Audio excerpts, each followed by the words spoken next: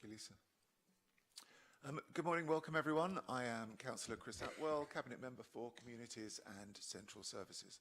This meeting is being webcast to allow the public to attend remotely if they so wish. A little housekeeping: if the continuous fire alarm sounds, please evacuate the room and public gallery by the stairwells. Do not attempt to use the lifts. Please assemble at Queen Victoria's statue in Guildhall Square. In order to comply with the Guildhall Trust fire marshal regulations, anyone who signed in at the Guildhall reception desk should sign out when leaving the building at the end of today's meeting. May I draw everyone's attention to the fact that this meeting will be live streamed and everyone speaking will be on camera. People are permitted to record the meeting on the understanding that it neither disrupts the meeting or records anyone saying they do not wish to be recorded. Please can everyone use the microphones and remember to switch them off when you have finished. Shall we do some introductions? Members? Shah, Labour Councillor in Casham. Thank you, Shah. Councillor Lee Mason, Conservative spokesman, Councillor for Cosham. Thank you, Lee. Councillor George Marsh for the Paulsgrove Ward. Thank you, George. And officers? Lisa Gallagher from Democratic Services. Thank you, Lisa. Lydia, can I come to you last? For a very special reason. Not for me. Lee Todd, Head of Marketing, Communications and Engagement. Thank you, Lee. And Lydia Meller, Events Manager. And Lydia is here today, and thank you, Lydia, for your time this morning. Just to give colleagues and anybody listening and watching a quick update on where we are with coronation planning, or planning for the coronation weekend here in Portsmouth. So if you don't mind just giving us a quick update. Thank you. Yep, no problem. So the deadline for the Coronation Street parties has now passed. We had 81 applications spread across the city, which is fantastic. Going on the numbers of residents that the organisers had put on their applications, we're looking at just over 8,500 residents taking part across the city, which is fantastic. They are spread across the 3 days.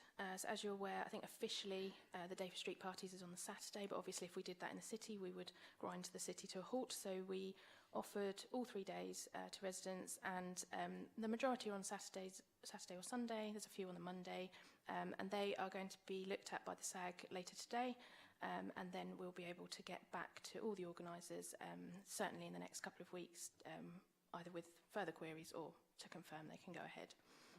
So that's really positive. The Eden Project have added us as a Platinum Council to their sort of list of 70 councils. That essentially being a Platinum Council means that we are being as accessible as possible for local residents to be able to organise their own street party, removing as much red tape as we can. The Eden Project will be the providers of the insurance to cover the costs for local, to provide the insurance the council are covering the cost of that provision.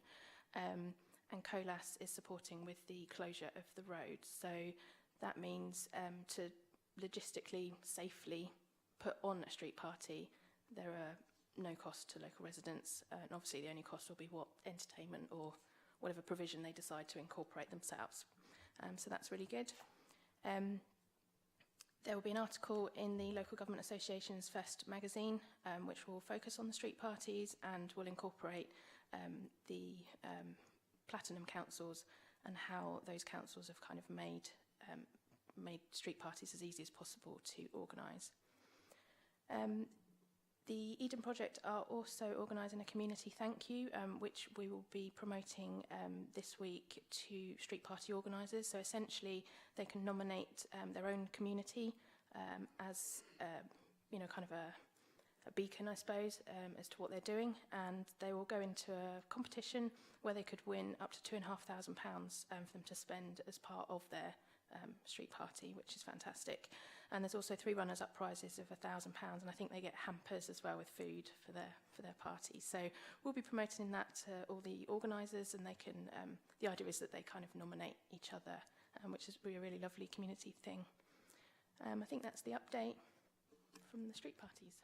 Thank you, Lydia. I'm grateful for your time this morning. I just thought it would be useful for people to know that I think, again, we're going to have a really good weekend here in Portsmouth. Last year at the Jubilee, we had over 100 street parties, and we're not far off that again this time. So people clearly want to come together, and I'm pleased that our pursuit of removing the barriers has been recognised around the place. An update from me. I had a meeting earlier this week with the Cabinet Member for Traffic and Transportation and relevant officers, and discussions are being had with the bus operators to be able to provide free bus travel on the Sunday of the coronation weekend, if not all 3 days of the coronation weekend, to enable people, again, to remove barriers, to enable people to get around and celebrate in a way that they choose, and to be able to get to the big lunch, in particular on the Sunday in the city centre. So thank you, Lydia. Thank you for your time. I thought it was useful for us to have that update today. Okay, I shall proceed. Lydia, you're free to stay. You can please stay if you want to, but I suspect you have other things to be doing. So we'll carry on with the agenda.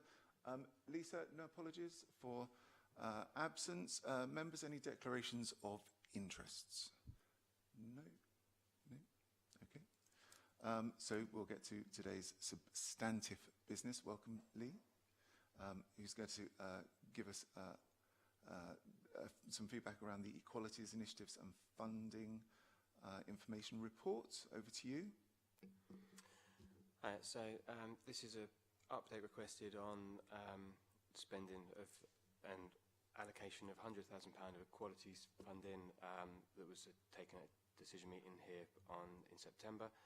The allocation split it out across a number of different initiatives, so Portsmouth Pride, Live Well Community Outreach, Youth Voice Project, Community Research and Participation Initiatives, which has largely been about developing our equality strategy, Violence Against Women and Girls Toolkit, and a Community Inclusion Grant Scheme. The report details what's been achieved there. I think what's in there probably speaks for itself. There's not a lot for me to add to that. But I'm happy to take any questions with the caveat that obviously not directly delivered all of these personally, so the information I have is largely in the report, but happy to try and help as best I can or take questions away. Thank you, Lee. Members, any questions or comments on the report? Really? Okay. Okay. All right. Well, look, good report. Thank you for the report. I think we've made the money go a long way, actually. And I've certainly been out visiting the community inclusion grant projects over the last couple of months and seeing how people have been using their grants. And there's been lots of activity going on around the city, and I think it's been a really good piece of work around how we've used that pot of money. So thank you for bringing the report and the update. Unless there is anything else people want to say, contribute to this morning, this is a very short meeting. I think that concludes today's business, and I shall close the meeting at 10:10. Thank you.